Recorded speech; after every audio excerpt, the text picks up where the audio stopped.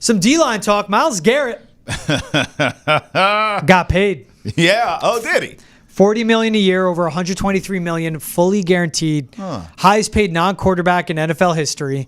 Reset the market. He's also the best defensive player in the league. You see it on his screen, our new graphics. Shout out our producer, Ethan. Looks that great, looks beautiful. Ethan. Looks great.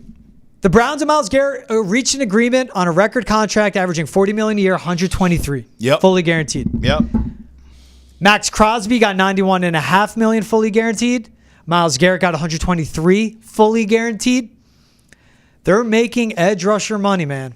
Now, the Patriots, how this goes is, what does that mean for Josh Sweat? But they've been connected up. They don't want Josh Sweat. They want Milton Williams. That sounds like that'll be the big swing in legal tampering. But Harold Landry, that's a guy. Zadarius Smith hit free agency. This is where it's big of. This affects the edge rusher market, but keep in mind again that Myles Garrett is the best defensive player in the league. Yes. Not just the best edge rusher. When you're going after Milton Williams, that's a guy that's going to get paid top 5.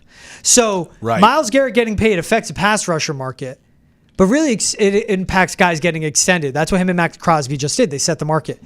Milton Williams will still be an affordable price for the Patriots. Yes. I think that's important. The defensive lineman that they definitely want. Can we have a quick combo about Myles Garrett? The Patriots can learn a lot from this. When we were just talking about salesmanship and DK Metcalf, and you have to convince guys. Yeah, he's like, I'm not coming back. You have to convince guys. Yeah, Myles Garrett was like, I want to win. I'm tired of this, and just get me to a contender. I don't want to. Remember, he put that letter out. We read the letter on air. Remember, it was all heartfelt. Thanks, Cleveland. You made me a better man. I loved it. He did it every right way, bro. 5 minutes later. Like SpongeBob, 3 minutes later. They give him all the money in the world. He's happy. I'm going to be here forever. Oh, I mean, money talks. The rest of it, and you know what I mean, walks. This should be a lesson to the Patriots. They should be looking at this situation because we talked about, will Myles Garrett come to the Patriots? Hell no. We knew he wasn't going to come here. He wanted to go to a contender, allegedly. But it should show them. Yeah. It doesn't matter if you have all this money to spend under the cap if you're not going to spend it, bruh. Yeah. Scared money don't make no money. You gotta roll the dice. So, look, I want Harold Landry. To me, I remember when the rumors were the Titans were going to move off of him. We all talked about it. Like, yeah, Captain Obvious here. Vrabel's going to go get his boy. 28 years old, good pass rusher. Sack and he numbers loves are there. Vrabes. He had production under Vrabes.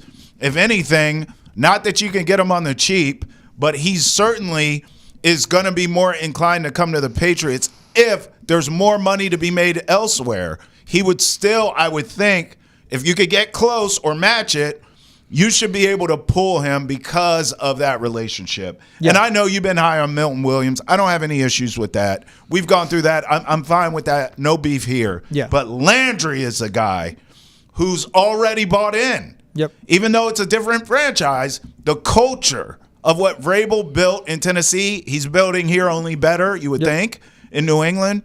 Landry's a guy who knows that culture. I got to go play with him. I think that's a move. And that would be huge, too, because this is a guy that, for Harold Landry, all his production, 30 pressures, just 9 sacks last season. Yeah. But didn't play a full workload. Like, he's been injured the last 2 years. Right. But if this is a guy that gets you double-digit sacks and gets you in the 50 to 60 pressure range, just 28 years old, 6'2", 250, he fits the scheme they want to run. Yep. Terrell Williams knows him. He was his defensive line coach when he was with Tennessee. Mike Vrabel obviously knows him. They drafted him. Like, let's put it plain and simple. They drafted him. Yep. Those are the connections you want. And so the same thing of, if we're going to talk contracts, we're going to talk prices, we're going to talk what it costs, this isn't a Myles Garrett signing. This is a guy that's 28 years old, and you could even go with a prove-it deal where he could be in that Danielle Hunter range. Yeah. Where you go 3 years, and it could look juicy. 3 years, $75 million, so $25 million a year, right? Sure. Just over what Danielle Hunter got from the Vikings. To sign with the Texans from the Vikings. Yep. But if you go 3 years, and then the fully guaranteed is around $45 million. That lands him right in that sweet spot where that's good money. You have him as age 28, 29, that's 30 season, or 29, 30, 31. It's your Drake May timeline you talked about too, George. And that's it. And you're paying not an exorbitant amount. Yes, you're paying him to be a top 10 paid pass rusher, and people may not see him as a talent, but that's how these deals go. Yeah. Like there's a SPO track, market value, all that. No. The cap goes up. The market's been set. It's all about being the most recent guy paid. It's not about being the highest paid. It's the most recent to get paid. And Harold Landry's in line for that. And maybe he takes a little cut to get back with Vrabel and Terrell Williams, but that's a reality. So you tie him with that, let's say around like $45 million guaranteed. Okay. Then you're looking at defensive tackles, and the contracts now for Milton Williams, he's in a better spot. Yeah. Look at the Osa Odigizua contract, $20 million a year, 52 fully guaranteed. That's fresh. He's also in the Jeffrey Simmons, Dexter Lawrence range. Yep. Of just payment and age. Mm-hmm. Now he's played with the Jalen Carter, Javon Hargrave, Fletcher Cox, Nolan Smith, very talented defensive line, Josh Sweat. So he hasn't been the guy. He'll be the guy here. That still is that Osa Odigizua contract. You give him 4 years, and you'd probably just have to beat it, maybe 21, 22 a year, right? Yeah. So 4 years, what's that, 84 million full? But if you give him 55 fully guaranteed, that puts him ahead of an Aleem McNeil, that puts him ahead of an Osa Odigizua. And maybe you got to get up to 60 million. He's signing it. That's Jeffrey Simmons. You beat him in that market. Yeah.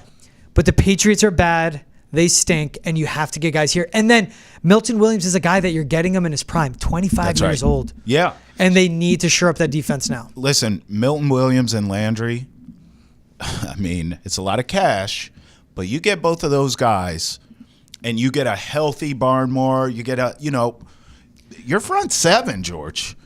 You're cooking with grease there. Yeah. And then we know on the back end, they want to add a corner. Now, whether it's free agency or draft or whatever it is, you know where I'm going here. I mean, if you get me Landry and Milton Williams this offseason, right? Yeah. And you figure out Cam Robinson offensive line, figure out the offensive line, and draft night hits, and a Travis Hunter is sitting there. All of a sudden, this front seven you have, and then you have Gonzo and Travis Hunter as your corners.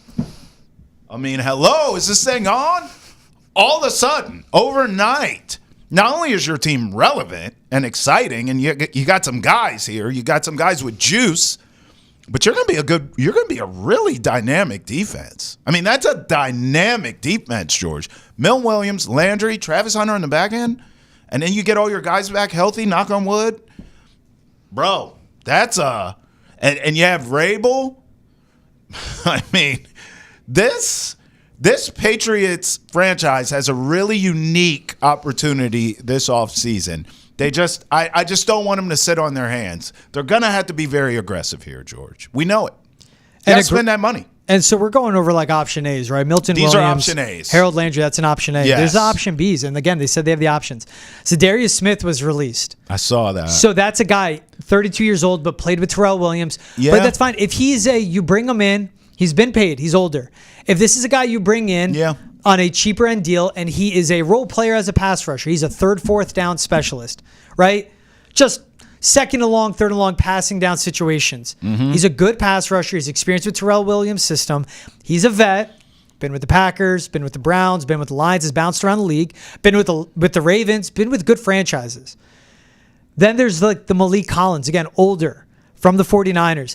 This is a guy, again, line him up in the 3-tech, guards outside shoulder, pass rush. Not a great run stopper. Sure. Pass rush. At his older age, that's a guy that you could have as a depth piece. You don't know what you're getting Christian Barmore. What are you going to do with Keon White? He played great when he was lining up in the 3-tech as well. Good point. Okay, so do you go swing big on a Milton Williams?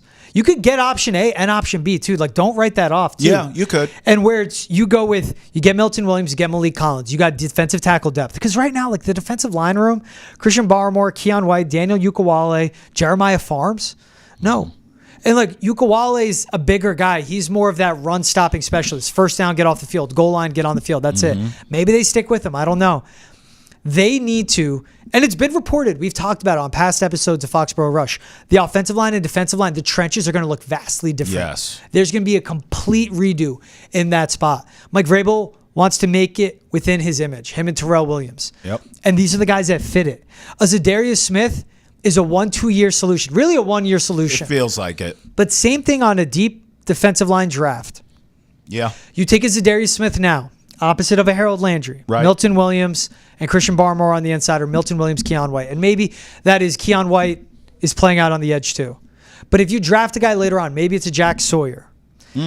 Maybe I'm blanking on the edge rushers. I don't know. But it's guys that are going to be later in the draft. They still have to develop. This is the guy that gives you that luxury. Yeah. While they develop. Zadarius Smith, you play now. And that's a plan of they want to build out the roster in free agency and fill holes in through the draft. And that's how free agency goes. Yeah, I mean, Von Miller's available too. I know he's old as dirt, 36 years old. Yeah. Not the same player, but that's, again, your point. Someone who's what you're really saying is almost, we use this terminology with quarterbacks a lot. It's a stopgap guy or it's a bridge guy. Yeah. And if you were to bring in a Von Miller and then draft one of these projects later in the draft, to your point, in a very deep edge rusher draft, who better to learn from than a Von Miller? The only thing I kind of think, though, George, I can't help myself, maybe because when we launched Foxborough Rush, we talked about this day in and day out. But I feel like somewhere Matthew Judon is sitting there like the Leonardo DiCaprio meme pointing. No. Because he wanted, listen. No. We talked about it back then. But we're talking locker room, you don't bring him back. Well, that's a whole different combo. But that was a guy who could have been a stopgap guy as well, and they chose to move off of that. Because he wanted to get paid, and guess what? They got a third-round pick out of him. Yeah, and they did. He was terrible for the Falcons. Good for them. He didn't do anything. Just think of you sign a Zadarius Smith. The guy that I comped him, literally, Kyle Kennard out of South Carolina. Yeah. Could be a fourth-round pick. Yeah. Good depth piece. But you develop him behind a Zadarius Smith. And then when Zadarius Smith goes, boom.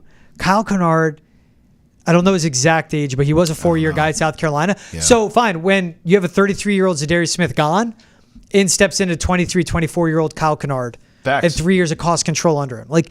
And that's a team building. So there's the bridge guys, and then there's serious ones. Von Miller, good. Stopgap. 36 years old. Yeah.